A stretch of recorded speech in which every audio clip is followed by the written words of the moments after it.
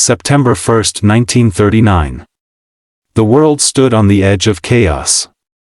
Across the misty plains of Poland, soldiers stared into the morning haze, unaware that their lives, and the course of history, were about to change forever. This was the beginning of a conflict that would engulf the world, the deadliest war in human history. In muddy camps and crowded trenches, soldiers tightened their grips on cold steel rifles. Private Andrew Miller of the U.S. Army whispered to his comrade, "Keep your head down. Check your rifles one more time." Captain Franklin of the British Expeditionary Force walked past his men, his voice steady but heavy with uncertainty. "Men," he said quietly, "remember why we fight. Hold the line, and trust each other." Around the globe, soldiers braced themselves for what was coming. In Europe, young men stood in formation waiting for orders, while in the Pacific, massive fleets patrolled restless seas, scanning for silhouettes of enemy vessels. Fear mingled with determination. Each heartbeat carried the weight of a world teetering between hope and destruction. The German Blitzkrieg struck first, swift, ruthless, unstoppable. Panzer divisions thundered across the Polish countryside as Luftwaffe aircraft screamed overhead. Entire towns were reduced to rubble in days. Soldiers ducked into trenches as artillery fire tore through the earth, the ground shaking beneath them. The sky itself seemed to be at war. On the Eastern Front, Soviet soldiers faced the brutal cold as German troops advanced with frightening precision. Sergeant Ivan Petrov shouted above the wind, "Hold your position. Don't let them take the ridge." The snow turned red, the frozen air filled with smoke and screams. In the west, France fell in weeks. The lines collapsed under the relentless force of mechanized warfare. Across the English Channel, the Battle of Britain began. The skies turned into a deadly arena where Spitfires and Messerschmitts clashed in a ballet of life and death. Pilots risked everything to protect their homeland. "When you fly up there," one British pilot recalled, "you stare death in the face every second.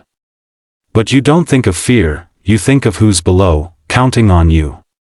Far across the ocean, Imperial Japan advanced through Asia and the Pacific. Young soldiers like Private Takeshi Yamamoto wrote letters by candlelight in the humid night. "I wonder," he wrote softly, "if my mother will ever read this letter. War feels endless, like a shadow that never leaves." In every corner of the world, men and women carried the same silent fears. Between gunfire and exhaustion, soldiers found fleeting moments to remember home, to whisper prayers into the darkness.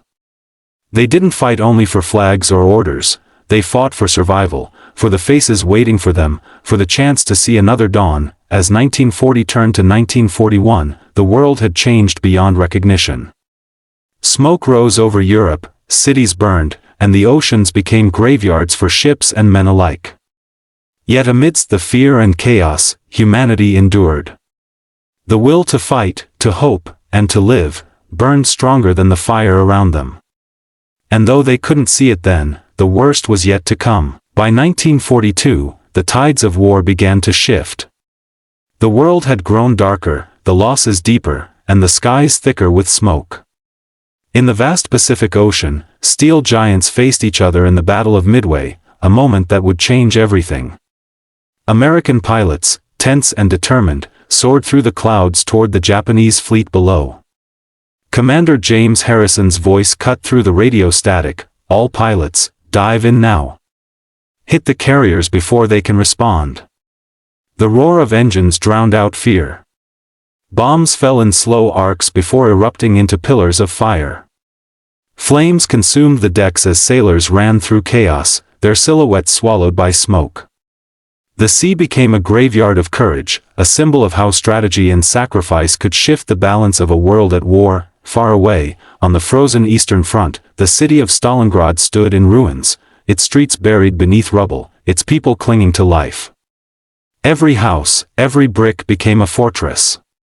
Soviet soldiers fought not just the enemy, but the cold, the hunger, and the exhaustion that gnawed at their bones. Sergeant Anastasia Ivanova shouted above the crack of rifles, "We fight for every street, for every family lost. We cannot retreat, not now." The Germans advanced, then faltered. The snow was red with blood and ash. Months passed before the tide turned. Stalingrad had become a symbol of endurance, of human strength against impossible odds. In the west, another storm was gathering. June 6, 1944, D-Day.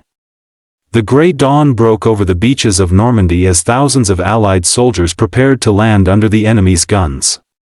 The sea was rough, the sky low with mist, and death waited on the shore. Private John Thompson clutched his rifle, the sound of machine gun fire cutting through the air. "Keep moving," he shouted. "Don't stop. They're everywhere." The sand exploded around him, the ocean behind burned with wreckage, but the soldiers pressed on, step by step, inch by inch, until they broke through. The beaches became a symbol of unity and sacrifice, where courage outweighed fear, and where victory began to take form. The war, now raging on every front, consumed entire nations. Bombers darkened the skies over Europe. Cities like Dresden, Tokyo, and Berlin glowed red under the weight of firestorms. Soldiers, civilians, children, no one was untouched. Yet even in the darkest nights, hope flickered faintly. Letters continued to cross oceans, lovers clung to memories, and prisoners whispered prayers for peace. By 1945, the sound of war began to fade. The guns fell silent. Across shattered streets, survivors walked through the ruins, their faces hollow but alive. They had seen the unthinkable and endured it. Private Takeshi Yamamoto, now older and weary, looked upon the rising sun and whispered, "We fought, and we survived. But at what cost?" His words echoed the hearts of millions who lived through the fire. The war had ended, but its scars remained, etched into cities, into families, into the soul of humanity. From Normandy's beaches to the skies over Europe, from the jungles of the Pacific to the frozen plains of Russia, the Second World War revealed the extremes of courage and cruelty, sacrifice and survival. As the world rebuilt, one truth became clear: war tests the very essence of what it means to be human. It reveals courage, exposes fear, and teaches the unbearable cost of hate. For those who lived it, the memories will never fade. For those who came after, their stories are a warning, a reminder of what must never be repeated. The deadliest war in human history ended not with triumph, but with reflection. Out of the ashes rose a single hope, that humanity might one day learn peace before it learns destruction again.